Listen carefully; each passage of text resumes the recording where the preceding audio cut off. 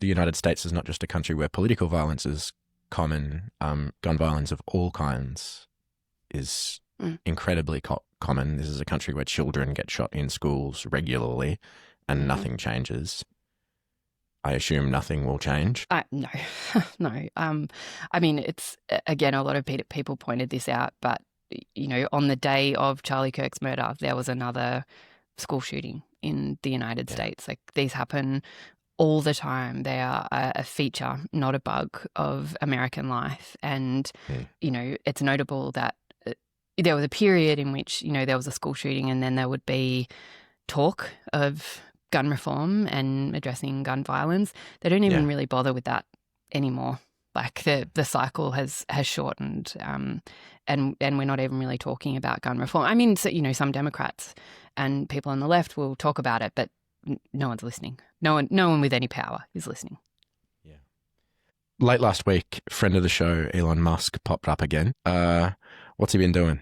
Yeah, so Musk gave a video address to a far-right protest in the UK that had kind of coalesced around that right-wing figure, Tommy Robinson. And Musk gave this, I mean, I don't know if it's too much to say it felt wild even for Musk, but it was more brazen, I suppose, than they have been in the past. Like, they're clearly feeling emboldened by the power that they've got and the lack of pushback. But Musk effectively talked about, almost like, he skated around the idea of overthrowing the British government, that, you know, the government has to go there and that 3 years or 4 years, like, he doesn't even know what the electoral cycles are, is too much and something's got to change, and used some incredibly violent rhetoric, like talked about, you know, violence is coming, whether you're ready or not, you know, you've got to either fight back or die. Like, this is pretty extreme rhetoric. And,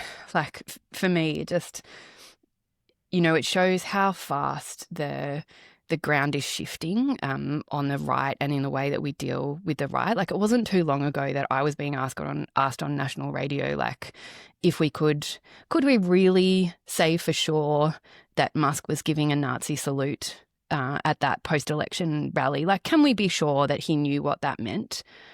Right? And now this guy's out there talking to the British far right about potentially overthrowing their government. Like, this is how extreme these people are, and just how much they see, exactly as you were saying, this as an international project. Like, this isn't confined to the domestic United States. The far right in this sense is networked, particularly across the Western world, including in Australia, and they see this as an interlinked global project. And that's why, again, as you know, I keep on saying, like, we can't pretend that what happens in the United States, that this kind of political violence is confined to the domestic United States, because they actively want to export it.